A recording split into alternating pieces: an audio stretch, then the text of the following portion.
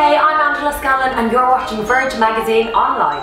Hi, my name's Rosalind Shimmen and you're watching Verge magazine online. Today I'm with the gorgeous Angela. How are you? I'm good, thanks. A bit cold, but good. Well, as you know, it's the student magazine, Verge. Could you tell us a little bit about yourself and your upbringing so us Verge readers can get to know the real you? I am from Ireland, in case you didn't clock that with my accent, but living in London, well, between London and Dublin. And how did you get into the fashion industry? How did that come about? What was your route in? My route was kind of backwards. I studied business and thought that I would maybe have a fashion label or a fashion empire in my mind. I was quite an ambitious little kid and fancied myself as kind of a business tycoon, and fashion was, you know, an interest as I was in my teens. Kind of, I was very oblivious to it growing up as a kid. Then I came back from travelling with all of these ideas and I worked in a boutique and I absolutely hated it. Oh really? Yeah, so that was a real pain in the ass because all of these ideas had been, you know, kind of focused towards that, and then suddenly it wasn't what I wanted to do at all anymore. So I got in touch with two independent handbag designers in London and started representing them in Ireland. And while I was there, I was asked, I was not aware of what a stylist was or what a stylist did until I worked there, and they were looking for a stylist, someone to do a job for nothing, and I did it, and it landed on the front cover of the Irish Times, and I thought, okay, this is something I want to do, and I kind of continued from there.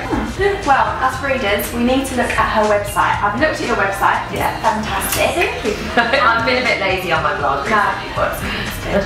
So it's on your website. It says you've got your hand in everything. You're quite a multitasker. You're quite multi-talented. What would you say your general 9 to 5 routine is? What's a typical day in life?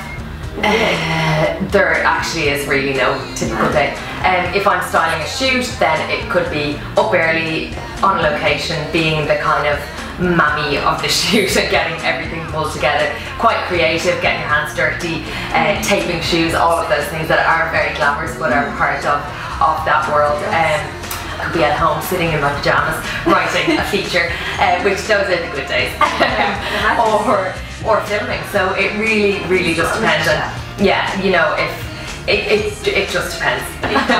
So obviously, being a stylist, you got the pressure of looking great 24/7. Do you feel that pressure or not? Do you feel like people judge you on the way you look? Or? No, I actually think you can kind of get away with murder, because if you like wear dungarees, which are just a bit ridiculous, then you can just say, you know, people don't really question it, I suppose. Yeah. Do you follow trends, or is there any particular people you aspire to dress like or be like? You know what, I suppose it's kind of an occupational hazard in that I'm aware of trends and I'm aware of them before probably you know, the general public are, and I don't slavishly follow trends, and I think from season to season and year to year there is a real consistency. I don't, you know, radically change my look every time I get a new trend. Well, one of my articles I wrote last week was people blogging. Yeah. A lot of young girls are going into blogging at the moment. Do you think it's a great way of showing their talents? Do you follow a lot of blogs? No, I'm kind of guilty in that I don't really. I tend to, I'm either, if I have time, I'm writing my blog rather than reading others, and I just find that you can really get lost for days. So obviously you've made it now, and myself and our readers aspire to be like you and to be in the position that you're in now. What advice would you give to us student readers? I would say that for me, I don't feel like I've made it. I'm kind of always looking forward to the next thing. Yeah, and particularly in the fashion industry, I think that's essential because it's always moving and always changing, so you've got to be kind of forward thinking, I guess.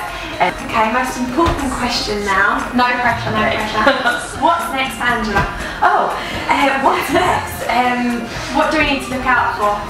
Well, I've got some stuff that I can't talk about at the moment, but it's, yeah, some cool documentary stuff which I've actually been really enjoying. That's not so fashion focused, but it's been really good fun for me to kind of show another side of myself away from that. Fashion Week is here. I'm hosting London Fashion Weekend. Like I said, filming stuff that I can't really talk about, and yeah, just doing my usual writing. Still lots of styling stuff in the works, and yeah, just taking each day as it comes. Exactly, I like it. You seem definitely like you're going places, and we want to watch you in the progress, and we will be watching. And we're really lucky to have you here today. Thank you. Thank you for having us. So sweet.